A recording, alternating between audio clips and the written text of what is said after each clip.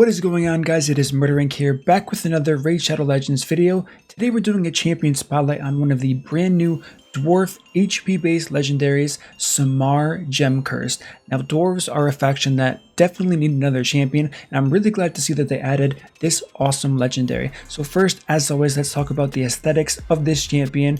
Yes, he's short, that can be expected, he's a dwarf. Sword looks absolutely fantastic with this awesome glowing effect here. Also, we have this like black, I don't even know what this is, black smoke coming from it. Really cool. Obviously, with his name being Gemcursed, you are going to see these cursed gems coming out of his body, and it really plays into his skill kit. I really do like how they made the appearance kind of match his skills and these skill abilities that they talked about. He has some really cool animations, so that's what we want to show you next. The first thing we want to start off with is kind of his passive. We saw it briefly there for a moment. Diamond skinned, once again, kind of a reference to how he looks in his aesthetics. This is a 4-turn cooldown on the active effect. Passive effect places a block damage buff on this champion for 1 turn at the start of each round. Active effect blocks incoming damage and places block damage buff on this champion for 1 turn when they receive a hit that would drop them and their HP below 30% health. So really cool. Lots of things really going with this champion to protect him. Obviously, something like a block buff, debuff on this champion would pretty much remove this from ever happening in the first place, but still, it's a really cool effect overall and a very good addition to this guy's kit. Now let's go over his A1, which is going to be the first animation we're going to look at, Crystal Flesh. We have attacks one enemy, heals by 15% of the damage inflicted. If this champion has 50% HP or less, it fills this champion's turn meter by 15% if he has 50% HP or more. So let's take a look and see if there's anything cool about this A1 ability. Alright, so pretty decent animation, can't complain there. We did see that like spark effect with increasing his turn meter. Next, we're going to talk about Emerald Curse. This is a 3-turn cooldown. We're talking about his A2 ability. Attacks one enemy, inflicts bonus damage equal to the difference in the HP levels between this champion and the target, plus 1% damage for every 1% difference. So very unique, something we really haven't seen yet in this game here. Inflicts bonus damage equal to the difference in the number of buffs on this champion and the target, plus 10% damage per buff. So this has incredible potential. We have 1% damage for the difference between every 1% health, and on top of that, not only that, 10% damage per buff difference. So like I said, this is a ton of conditional damage, and it's going to make Samar one of the greatest one-shot champions if you can use this to your advantage. Obviously, to really showcase this, you'd have to set this up. It would be extremely unrealistic, stacking buffs, making sure the health difference is very significant between the two champions. But overall, let's take a look, see what the animation looks like, and see how hard we can hit on the campaign here. So this is an overhead slash with residue of the champion kind of flying out behind them, and it didn't one-shot the champions here. Keep in mind, this is a nightmare campaign, this isn't brutal, so that's why the damage isn't as big as you would probably expect. When you're looking at something like brutal campaign, that would obviously be more than enough to one-shot any champion in the brutal campaign. Next, we're going to talk about Boon Subversion. This is the A3 ability on a 4-turn cooldown. Attacks all enemy, has an 80% chance of stealing 2 random buffs before attacking, places an extra hit on enemies if they have any buffs left. So what we're going to do here is we are going to use this A3, see what the animation looks like, and see if we can proc the extra hit animation to see if anything interesting actually happens here. Okay, so we did steal the buffs, we didn't get it. Really cool effect with dropping that chained up log. In my opinion, it would have been cooler if they added something more towards the gem theme to this ability. Maybe like a crystallized log that dropped from the sky. Overall though, very unique and very cool ability. Once again, we can take a look at the A1 just one more time here. I really like that animation with the upward swipe, but overall, that's his animations. That's what he looks like. Now let's see where you can use this champion, how we geared him, and what his masteries actually look like. Alright guys, so the first thing we're going to talk about here today is gearing this champion. What are we going to do? As far as gloves, I do recommend going for more a damage build on this champion. Now if you're early game, mid game, maybe to late game, you'll probably want crit rate gloves on this champion. However, if you are end game, you will definitely want crit damage gloves. As far as the chest piece, absolutely 100% HP percent on that chest piece.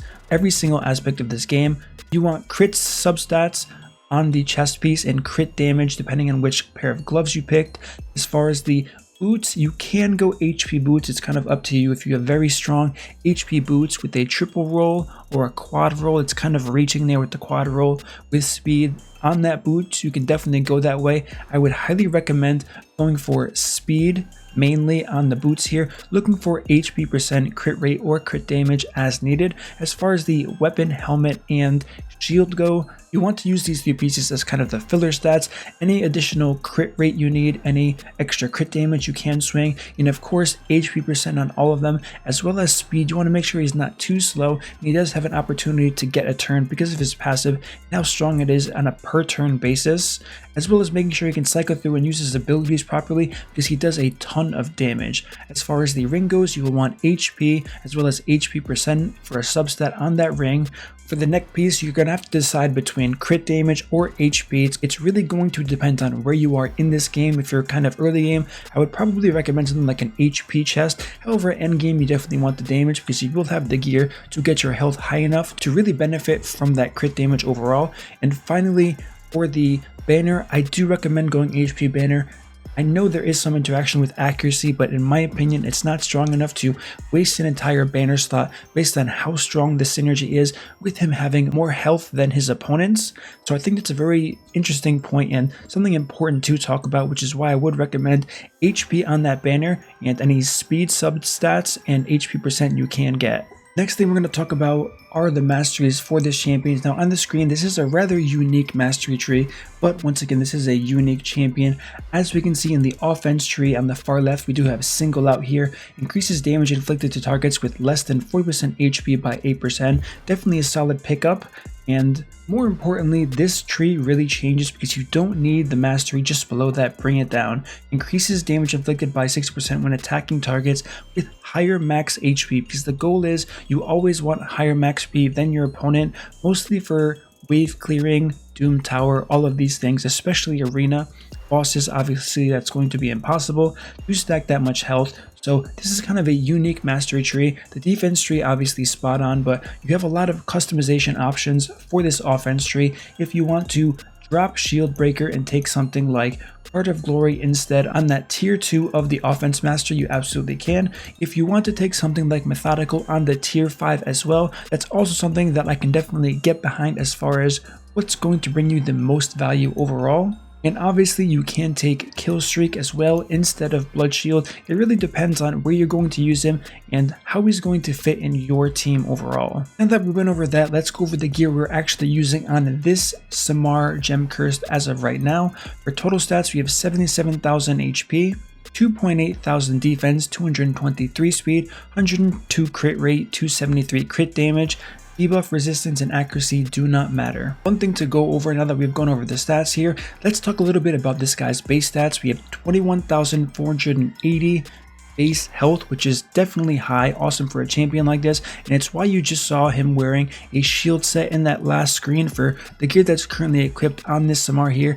We have 1,211 base defense, which actually is pretty respectable for an HP based champion. We have 98 speed, which isn't too low, isn't too high, it's kind of perfect in the middle.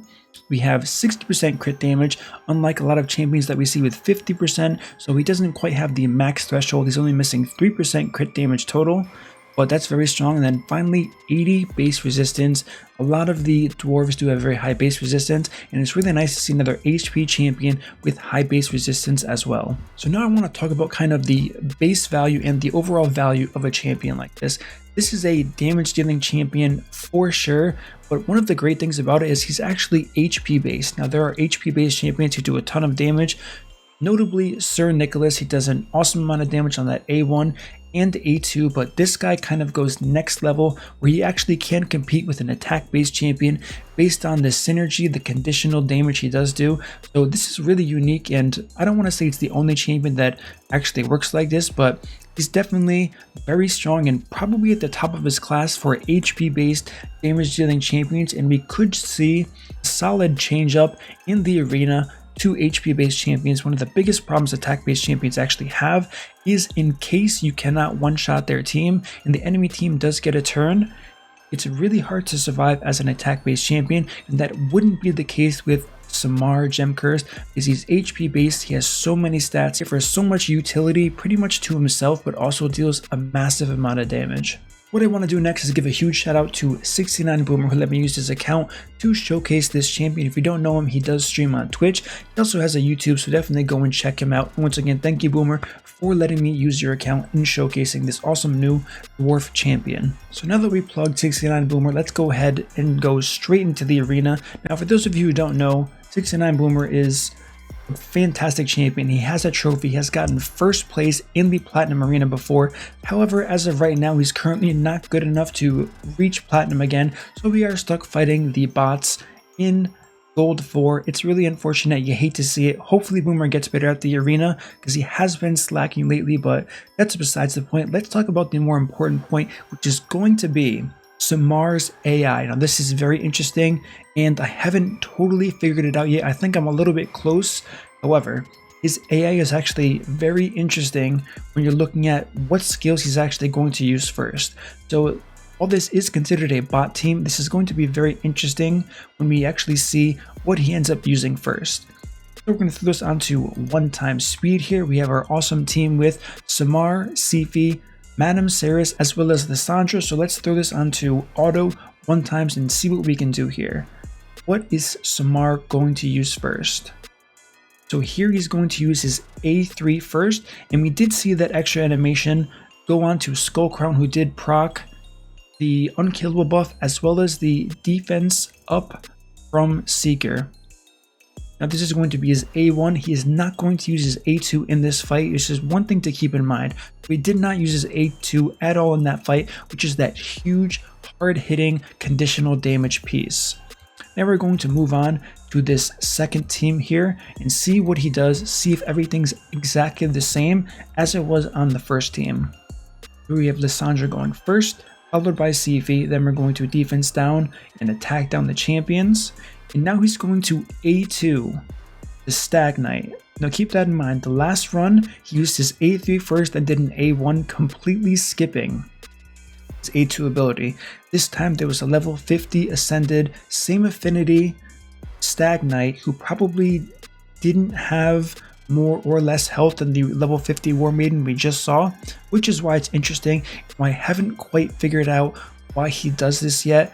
I don't want to say it's random. Nothing in this game is really random. So we have an A1 usage there from Samar there. Once again, doing awesome damage here. You really love to see it from an HP based champion. But going back to my point, this is a piece that kind of confused me. If you guys have any ideas based on what you just saw here in another awesome A2 ability, as we just completely wiped the floor in that Mountain King. If you guys have any idea on what you think may be happening, since it's hard for me to believe that any of this is random, definitely leave a comment below and let me know what your thoughts are. So unfortunately, as I mentioned, we are in Platinum. There aren't any real teams that can actually be good for us to show with this team as far as a highlight goes. We did get to talk about the AI. We got to see him a little bit in the arena, but let's go ahead, head to the dungeons and see what he can do for your team in dungeons if you want to use him as a wave clear or an overall utility champion that isn't going to simply be a glass cannon and actually fall over in your run, since he isn't attack based. What we're going to do here is we are going to do a stage 20 Fire Knight dungeon here using Samar's leader because he has an awesome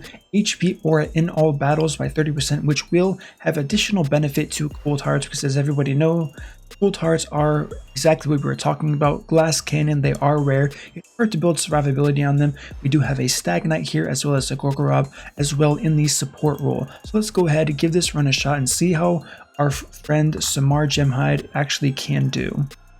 There's that A2. You know what? Let's put it on 1x speed. Let's enjoy these awesome new mechanics from this new dwarf. I really do enjoy the effect of the splash of the gems behind the champion. I believe the first champion they did that on was actually Whirlim Frostking, and it's really nice that they are kind of reusing this idea and using it over and over again on these newer champions. Here's some A1 usage. You know, we'll put this back on 2x speed. Maybe we'll get an A3 out of Samar here. Looks like an A1 once again. So while his cooldowns are a bit long, it's not going to be that big of a deal overall. There was the A3 there, and once again, I don't know if you've noticed this, I definitely have. The A3 doesn't do a ton of damage, so don't be looking for a one-shot clearing champion that's going to just wipe the floor with your team, whether it's arena, whether it's on waves. He's really going to be known for singling out targets, easily one-shotting them with the defense down or with the weaken, with that A2 ability, being able to cycle through with some of his masteries, reducing that cooldown over and over again. As we just saw, 121,000, an awesome hit on this Fire Knight 20 boss here. And overall, this is going to be a pretty quick time. So as we can see here, once again, minute and 20, 1x speed and 2x speed together. So overall, his damage in this run, while it isn't the best showcase, his affinity does match pretty well with the Fire Knight. He can also help you out in Ice Golem as well, but he has green affinity, fighting against green affinity here. This Stag Knight has an exceptional gear, so don't be fooled by the amount of damage you see here. There's nothing casual about this account. This is definitely a massive whale account, despite on how free to play 69 Boomer actually thinks he is. So Samar Gemcursed doing, I know you can't see it because I'm in front of it, but he did 686,000 damage compared to 594,000 from Stag Knight. But overall, a lot of this damage, some of it was absorbed by the shield of the Fire Knight, so on and so forth. So it's not really the greatest metric, but he's going to be a huge asset to a lot of people who are trying to progress in dungeons. You have this amazing HP aura, you have solid sustained damage coming out of this champion, and it doesn't take a lot as far as the build goes on how you actually have to build this champion. Other areas of this game you probably could be wondering about are going to be Faction Wars, Doom Tower. He's going to be amazing there. The fact that he has additional survivability over many other attack-based champions is going to increase his value significantly higher than those attack-based champions in any type of progression content, or content you would consider progression, which would be the end stages of Faction Wars for most people, as well as the hard Doom Tower. Now, as far as Clan Boss, I don't see an immediate use for this champion. It's possible you can use him as a stun target. However, it's kind of hard for me to wrap my head around as far as how you would actually use this block damage to your advantage, even though he is going to block incoming damage. If it would drop this champion below 30% health, this is a 4-turn cooldown, so you would need like a 4-to-3 ratio. You would have to have him lead, giving you an easier time directing the stun to this champion at all times, and it's definitely possible to get away with. However, you definitely have to be careful when building a team like this, because as soon as the stun goes somewhere else, the team probably isn't going to be looking too good. As far as his other abilities, it's not going to add a lot to the Clan Boss. You're not going to get a lot of bonus from this A2 ability besides the difference in the amount of buffs this champion has compared to the Clan Boss. Obviously, that's going to be rather significant based on who you're bringing, but as far as the A1, once again, you're going to be filling your turn meter, so to speed tune this champion, to put him on a 4-to-3 ratio team, just to make sure you have a champion that has block damage, which is also going to run out past turn 50. A lot of things here are conflicting, and he'd probably be best suited on a speed team if you really wanted to use him. However, his main use, in my opinion, is not going to be the Clan Boss. Alright guys, that's going to wrap up my champion spotlight on Samar Gemcursed. Let me know what you think about this new dwarf champion. Are you happy another dwarf was added to this faction? I know I am for sure, especially being a legendary. They were lacking the most here. Don't forget, if you enjoyed this content, smash that like button, subscribe, turn on the notification bell so you don't miss my next video, and I will see you all in the next upload.